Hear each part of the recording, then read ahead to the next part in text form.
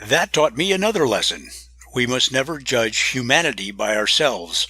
The things we want, the things we like, may appeal to a small minority. The losses occasioned in advertising by venturing on personal preference would easily pay the national debt. We live in a democracy. On every law there are divided opinions, so in every preference, every want. Only the obstinate, the boneheaded, will venture far on personal opinion. We must submit all things in advertising, as in everything else, to the court of public opinion. This, you will see, is the main theme of this book.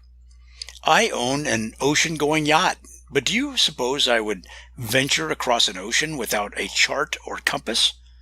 If I have no such records, I take soundings all the way. We are influenced by our surroundings. The prosperous mingle with the prosperous. So do those of certain likes and inclinations. The higher we ascend, the farther we proceed from ordinary humanity. That will not do in advertising. I have seen hundreds of attempts and thousands of projects which had no chance whatever, just because some bigoted men judged the many by the few. I have taken part in such enterprises, but only because of some business requirements.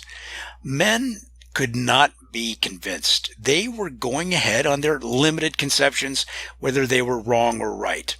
I have done my duty by showing them the way or showing them the rocks at least possible expense. Let me digress here to say that the road to success lies through ordinary people. They form the vast majority. The man who knows them and is one of them stands the vastly better chance. Some of the greatest successes I have ever known in advertising were ignorant men. Two are now heads of agencies. One of them has made much money in advertising, a man who can hardly sign his name, but he knew ordinary people, and the ordinary people bought what he had to sell. One of them wrote copy which would induce a farmer to mortgage his barn to respond. But his every sentence had to be edited for grammar. Now college men come to us by the hundreds and say, "We have education. We have literary style." I say to them that both those things are handicaps. The great majority of men and women cannot appreciate literary style. If they do, they fear it. They fear over-influence when it comes to spending money. Any unique style excites suspicion. Any evident effort to sell creates corresponding resistance. Any appeal which seems to come from a higher class arouses their resentment. Any dictation is abhorrent to us all. All the time we are seeking in advertising men with the impulses of the majority. We never ask their education, never their literary qualifications. Those lacks are easily supplied, but let a man prove to us that he understands human nature, and we welcome him with open arms. Let me cite 2 or 3 examples. One day I received a letter from a man who had evidently addressed me at random. He said, "There is a great demand for ready-made meat pies, and I make them. I have named them Mrs. Brown's Meat Pies because people like home cooking. I have created a considerable demand, and I know there exists a much larger demand. I want capital to expand it." I saw in that man primeval instincts. His meat pies did not attract me, but his rare insight to human nature did. So I sent out a man to investigate. He found that the writer was a night cook in a shabby restaurant at $8 per week. I brought him to my office, and I offered him $25 per week to learn advertising. He came with me, and he is now one of the leading advertising men of the country. Another man came to Chicago from Manitowoc, Wisconsin. He ate breakfast at a Thompson restaurant. He found there a baked apple which reminded him of his home. He said to himself, "There are thousands of men who come as I do from the country to Chicago. 2/3 of the city consists of them. I should tell them about those baked apples." He wrote up a page ad on baked apples and submitted it to John R. Thompson. Mr. Thompson agreed to run it, and the patronage of his restaurants increased at once. That was the beginning of an advertising campaign which multiplied the patronage of the Thompson lunchrooms and made their owner many times a millionaire. Most young men and most beginners think that the older men overlook them. My experience is that men in business are looking for capacity. That is the crying dearth. The more we know, the more we realize the volume of work to be done. The able workers in any line are few, and all are looking for relief and help. All who see the realities are anxious to find others who can see them. That first Thompson ad was published on Sunday morning. I was head of the copy department in a large advertising agency.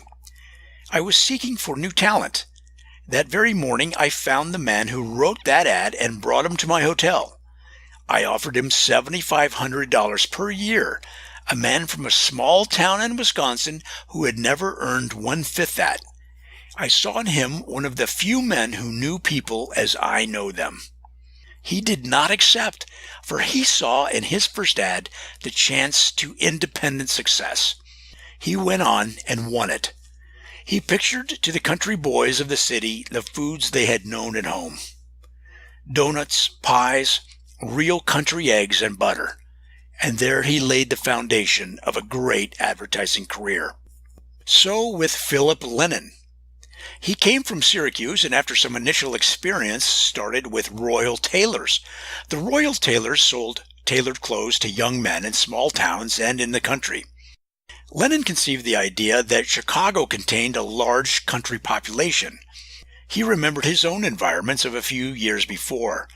Men would go to misfit parlors because the name suggested made-to-order clothes. So he invited the men of Chicago to come to his shops and brought them by the tens of thousands. I offered him a position at twice what he was earning because he knew what people really wanted. So with Charles Mears, who advertised the Winton car, he was one of the most human men I have ever met. I offered him $25,000 per year to come into the agency field. I said, "You are one of the few natural people in advertising who appeal to natural impulses.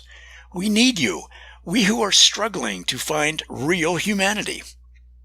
I am trying to show by this how ordinary, how plebeian good advertising is, and how ordinary humanity counts. Most new men in this field rely on language, on the ability to express an idea. Others count on queer things which attract attention. All of them are trying to flatter themselves, and that always arouses resentment. The real people in advertising whom I know are all humble people. They came from humble people, and they know them. Those people are canny, economical, thrifty, suspicious. They are not easily fooled on ordinary purchases. The highly educated man, the man who has lived in a different environment, cannot understand them. We see today that the heads of large enterprises are men who arose from the ranks. They know their associates all the way up, the men they command and influence. Yet there is no line in which such knowledge is more important than in advertising. So the lowly experiences I have cited here are indicative of the chief requirements in advertising, in business, or in politics.